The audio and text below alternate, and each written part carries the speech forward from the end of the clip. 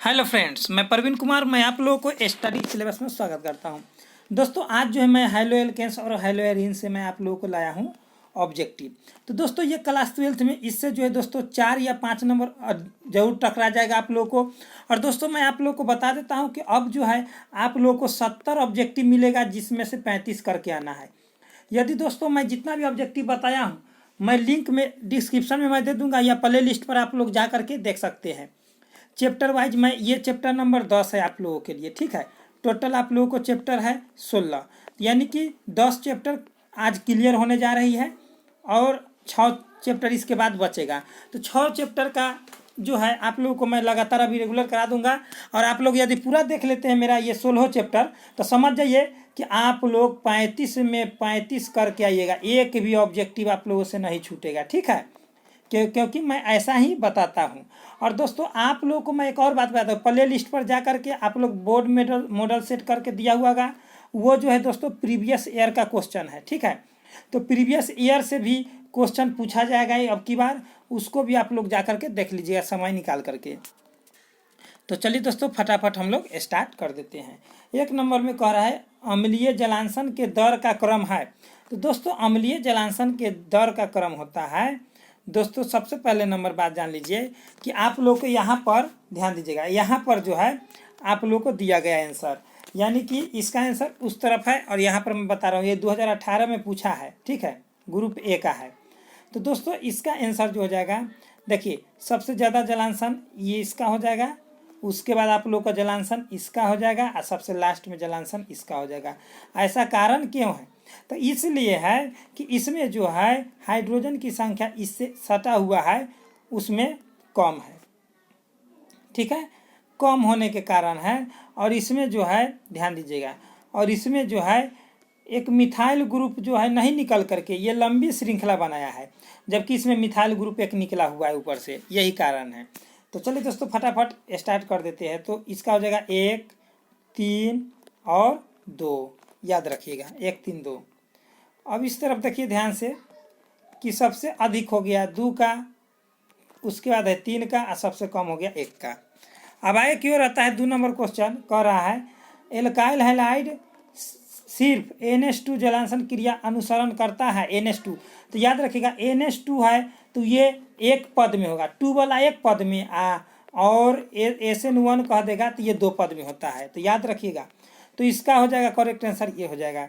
और इसको हम लोग कहते हैं दोस्तों आप लोग को बेंजाइल हैलाइड, बेंजाइल हैलाइड इसको हम लोग बोलेंगे, ठीक है, बेंजील हैलाइड या बेंजाइल हैलाइड। चलिए आगे की ओर बढ़ जाते हैं।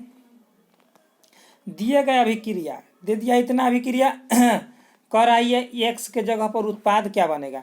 तो इसमें जो है ध्यान दीजिएगा ये जो है योक्सिल अभिक्रिया हो जाएगा। कौन सा अभिक्रिया? योक्सिल अभिक्रिया।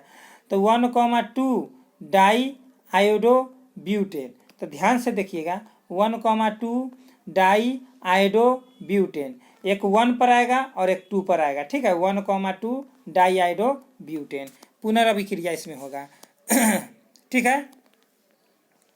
अब आगे की ओर क्या है सो ध्यान दीजिए। ऊष्मा और विद्युत का सबसे अच्छा सुचालक कौन है? तो ग्रेफाइट है, ठीक है, जानबे करते हैं। हीरा ग्रेफाइट ये जो है क्या चीज़ है? तो ये सहसंयोजक क्रिस्टल का उदाहरण है। ग्रेफाइट sp2 प्रसंकरण दर्शाता है, जबकि हीरा sp3 दर्शाता है। चलिए आगे की ओर बढ़ जाते हैं। निम्नलिखित अपरूपों में कार्बन का सर्वाधिक प्रतिशत अधिकतम होता है, तो ग्रेफाइट में होता है, ठीक है अभी तक जितना भी है देखिए यहाँ पर देते हीरा में कौन सा प्रसंकरण है? तो sp3, ग्रेफाइट में तो sp2, और सभी एल्केन sp3 होता है, सभी एल्कीन sp2 और सभी एल्काइल sp, याद रखिएगा। यानी कि मेथेन हो जाएगा आप लोग को sp3। कार्बनिक यौगिक में तत्व उपस्थित होना चाहिए, तो कम से कम कार्बन उपस्थित, कार्बन नहीं रहेगा तो कार्बनिक यौगिक नहीं होगा। कार्बनिक ठोस की शुद्धता किससे का लक्षण है? तो गलनांक, ठीक है, कार्बन का गलनांक होता है। अब आगे कह रहा है, क्या कह रहा है 9 नंबर में कि एल्काइल हैलाइड को अल्कोहल में बदला जाता है। तो दोस्तों विस्थापन अभिक्रिया, इसी को हम लोग कहते हैं प्रतिस्थापन अभिक्रिया। योगात्मक मतलब जुड़ता है, जैसे देखिए एल्काइल हैलाइड है तो ये R बॉन्ड X हो गया, इसमें देखिए NaOH तो NaOH एगो सटा के एगो हटा के, तो देखिए ये माइनस होता है इस पर और OH पर माइनस, तो माइनस वाला सटा के तो माइनस वाला हटा के, यानी कि R बॉन्ड OH अल्कोहल में बदल गया और प्लस में NaX हो जाएगा, हट जाएगा उधर से। तो ये हो गया विलोपन, सॉरी प्रतिस्थापन यानी कि विस्थापन अभिक्रिया। इसको कहता है आयोडोफॉर्म। ठीक है, आयोडोफॉर्म में एंटीसेप्टिक क्रिया का कारण क्या है? तो आयोडीन मुक्त होकर निकलना। आगे की ओर बढ़ जाते हैं। 11 नंबर में क्या कह रहा है? सामान्य अनुसूत्र CnH2n+2 एल्केन का होता है, तो एल्केन का हो गया।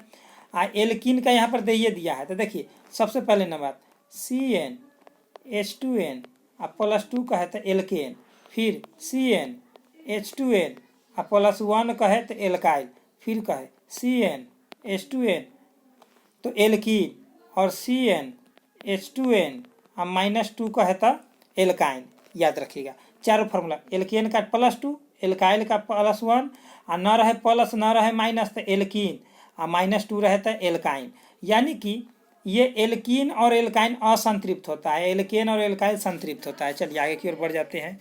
एल्कीन का क्लियर हो गया आप लोग को। एथेन, एथेन यानी कि एल्केन, एल्केन में कार्बन प्रसंकरण sp3 होता है। मैं बताया ना कि एल्केन कहे तो एथेन हो गया तो sp3, अगर यहाँ पर एथीन कहता तो sp2, एथाइन कहता तो sp हो जाता। ठीक है, अब कह रहा है कि एथाइन में पाई बॉन्ड कितने हैं? तो 1 होता है। ठीक है, एथाइन एथाइन है तो 2 कार्बन के बीच में ट्रिपल बॉन्ड, तो 2 हो जाएगा। ठीक है, एथीन कहता तो डबल बॉन्ड यानी कि 1 हो जाता, 1 पाई 1 सिग्मा। ठीक है, इसमें 2 पाई होता है और 1 सिग्मा होता है। आगे की ओर बढ़ जाते हैं। देखिए आप लोग पूरा देखिए, समझे ना। आप लोग को से यही रिक्वेस्ट है कि आप लोग शेयर नहीं करते मेरे दोस्तों, आप लोग शेयर केवल कर दीजिए, बस मैं इतना ही चाहता हूँ। बॉन्ड OH तथा R बॉन्ड O पर माइनस उदाहरण है। तो दोस्तों ये जो है हमेशा OH पर माइनस, ये माइनस वाला होता है, तो माइनस वाला न्यूक्लियोफाइल होता है और प्लस वाला इलेक्ट्रोफाइल होता है, तो माइनस वाला है तो न्यूक्लियोफाइल। ठीक है, अब कह रहा है O bond N double bond O है, तो ये क्या है? तो उभयधंती नाभिक स्नेही, उभयधंती नाभिक स्नेही है। अब आगे है यह, इसको हम लोग ग्रिग्नार्ड अभिकर्मक भी कह सकते हैं। CH3MgI, ग्रिग्नार्ड अभिकर्मक को जल से अभिक्रिया कराने पर क्या प्राप्त होता है? तो ग्रिग्नार्ड अभिकर्मक को जब जल से अभिक्रिया करें तो मेथेन गैस बनेगा। क्या बनेगा? Methane gas. ठीक है, जल से यानी कि H2O से कराना है। ग्रिग्नार्ड अभिकर्मक तैयार करने में घोलक प्रयुक्त होता है। कौन सा घोलक प्रयुक्त होता है? तो ईथर। ग्रिग्नार्ड अभिकर्मक को बनाने के लिए हम लोग ईथर का उपयोग करते हैं। ठीक है, अब आगे है कि ग्रिग्नार्ड अभिकर्मक कार्बन डाइऑक्साइड को ग्रिग्नार्ड अभिकर्मक के साथ अभिक्रिया कराते हैं तो दोस्तों कार्बोक्सिलिक एसिड का निर्माण होता है। किसका निर्माण होता है? कार्बोक्सिलिक एसिड का निर्माण होता है। ठीक है, तो आप लोग कह देगा कि CO2। ठीक है, ग्रिग्नार्ड अभिकर्मक देखिए CH3Mg और Cl, तो यहाँ पर ध्यान दीजिएगा, इसको इसके साथ जल अपघटन करा देंगे H3 और ऊपर प्लस, तो बन जाएगा CH3 बॉन्ड COOH, यानी कि एसिटिक एसिड बन गया। तो क्या होता है जब कार्बन डाइऑक्साइड को ग्रिग्नार्ड अभिकर्मक के साथ जल अपघटन करा देते हैं तो एसिटिक एसिड बन जाता है। ठीक है, अब आगे है हैलोएल्केन्स में C का यानी कि कार्बन का प्रसंकरित रहता है तो दोस्तों sp3 रहता है। क्या रहता है? sp3 रहता है। अब हैलोअरीन्स में C का प्रसंकरित क्या होता है? तो हैलोअरीन्स में क्या होता है? तो हैलोअरीन्स में sp2 रहता है। हैलोअरीन्स sp2 हैलोएल्केन्स। ठीक है ना, अरीन्स यानी कि इन ग्रुप में डबल बॉन्ड मतलब एल्कीन, एल्कीन में sp2 और एल्केन में sp3। मैं बताया हूँ। चलिए क्लियर है कि साइकिल है? तो क्लियर है, साइकिल है, दोनों है। हैलोएल्केन्स में C बॉन्ड X बंध की प्रकृति होती है तो सहसंयोजक द्विध्रुवीय है। सहसंयोजक द्विध्रुवीय नहीं, ध्रुवीय होता है। निम्न में किसमें नाभिक रागिकता उच्चतम है? तो सबसे ज़्यादा किसका नाभिक जो है उच्चतम है? तो दोस्तों अल्कोहल का, OH पर माइनस। ठीक है, क्षार का। अब कह रहा है एल्काइल हैलाइड की SN1 अभिक्रिया प्रदान करती है तो रेशमीकरण क्या? रेशमीकरण। एल्काइल हैलाइड की SN1 अभिक्रिया क्या प्रदान करता है? तो रेशमीकरण करता है। उसके बाद है विहाइड्रोजनीकरण अभिक्रिया में अभिक्रियाशीलता का घटता क्रम क्या है? तो अभी क्रियाशीलता का घटता क्रम क्या है? तो देखिए याद रखिएगा, मैं एक ट्रिक बताता हूँ। फरफराहा, कल्ला, बरा, आई, ठीक है। तो ज़्यादा क्रियाशील आई होगा, फिर उसके बाद ब्रोमीन होगा Br, ठीक है। उसके बाद क्लोरीन होगा, सबसे कम ये हो जाएगा। सबके साथ अल्काइल लगा दीजिए, तो यानी कि सबसे ज़्यादा क्रियाशील आई वाला था, आई। तो देखिए फरफराहा, कल्ला, बरा, आई, तो सबसे लास्ट में है तो सबसे ज़्यादा क्रियाशील हो गया, सबसे शुरू में है तो सबसे कम। समझ गए? अब कह रहा है हाइड्रोजन ब्रोमाइड का संलग्न किसके साथ आसान है? तो दोस्तों हाइड्रोजन ब्रोमाइड यानी कि हाइड्रोजन ब्रोमाइड पेरोक्साइड की उपस्थिति में जब भी एल्कीन का अभिक्रिया कराते हैं तो वह हमेशा संतृप्त में बदल जाता है, यानी कि एल्केन के समूह में चला आता है। तो इसका ऑप्शन नंबर हो जाएगा डी, सही हो जाएगा, आसान हो जाएगा, ठीक है। अब कह रहा है 28 नंबर में 2 क्लोरो 4 मिथाइल हेक्स 2 इन, ठीक है, कितने ध्रुवीय समावयव दर्शाएंगे? तो दोस्तों ये 4 ध्रुवीय समावयव दर्शाएंगे। कैसे? तो देखिए 6 गो कार्बन है तो 6 गो, तो 1 2 3 4 5 6। अब कह रहा है 2 पर इन है, यानी कि 2 पर, यानी कि यहाँ से, तो देखिए यहाँ पर 1 2 3 4 5 6, तो ये 2 पर इन है तो 2 पर आ गया इन, सबसे पहले स्टार्ट हो गया है। 2 क्लोरो यानी कि इस पर से Cl निकाल देना है, ठीक है। 4 मिथाइल यानी कि यहाँ 2 है तो यहाँ 3, यहाँ 4, तो यहाँ से मिथाइल निकाल देना है। अब यहाँ पर CH3, यहाँ पर H, यहाँ पर H2, यहाँ पर H2 और यहाँ पर CH3, इसका कुल समावयव क्रियाशील समावयव हो जाएगा 4, ठीक है। चलिए आगे की ओर बढ़ जाते हैं।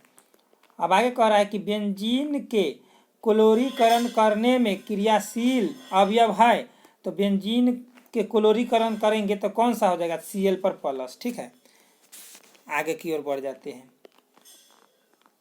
अब पूछेगा कैसे, तो कैसे पूछेगा? तो देखिए यहाँ पर बेंजीन हो गया, बेंजीन के सभी जगह से एक गो हाइड्रोजन, तो एगो हाइड्रोजन में से हाइड्रोजन पर प्लस होता है तो हटा के, तो Cl पर प्लस को सटा के, तो प्लस वाला ना जोड़िएगा, प्लस वाला हटेगा तो प्लस वाला ना, जो हटता है वही सटता है, याद रखिएगा, तभी उदासीन होगा। अब आगे कह रहा है 30 नंबर, प्रति मार्कोनिक संलग्न संभव नहीं है, तो दोस्तों ब्यूट टू इन। अब आगे कह रहा है कि यहाँ पर देखिए C2BrClFi यौगिक के संभावित समावयव है, तो दोस्तों कुल संभावित समावयव है 5। कितना है? तो 5 है। अब आगे कह रहा है 32 में, पेरोक्साइड की अनुपस्थिति में प्रोपीन में HBr मिलाने से प्रथम चरण में किसका संलग्न होता है? तो दोस्तों H पर प्लस का संलग्न होता है, H पर प्लस का संलग्न होता है। तो देखिए पेरोक्साइड की अनुपस्थिति में, ठीक है, अनुपस्थिति में प्रोपीन में HBr को मिलाने पर प्रथम चरण में क्या संलग्न होता है? तो H पर प्लस आयन, यानी कि हाइड्रोजन आयन होता है संलग्न, ठीक है। अब आगे कह रहा है 33 नंबर में, एल्कीन निम्न में से कौन अभिक्रिया देती है?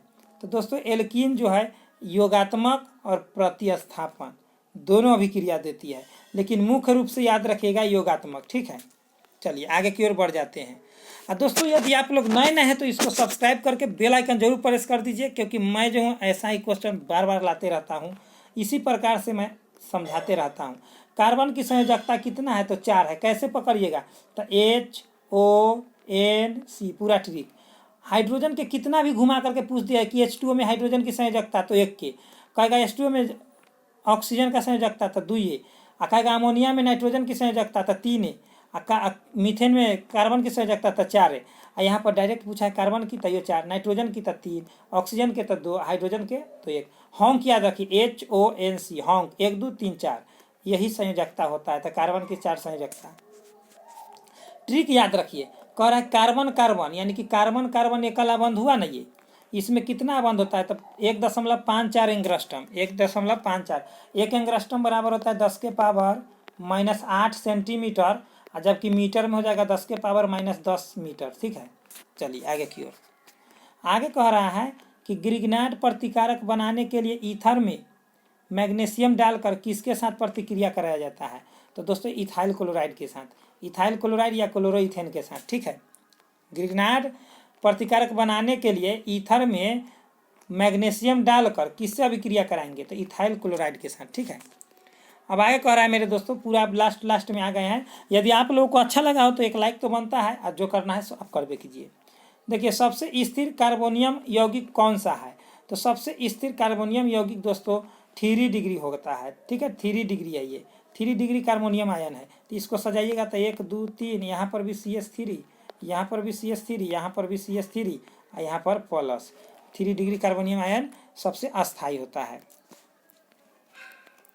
38 में कह रहा है मेरे लाल, मेरे सुंदर, मेरे मुंदर, कि कौन सबसे शक्तिशाली केंद्र स्नेहिल है। तो दोस्तों मिथाइल, ठीक है, मतलब इसको हम लोग कहेंगे मिथेनोएट। क्या कहेंगे, मिथेनोएट। ठीक है, इसको हम लोग कहेंगे मिथेनोएट।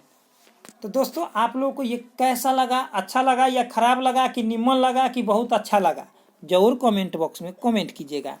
और आप लोगों को जो है ऑब्जेक्टिव तक गर्दा उड़ाइए दीजिएगा।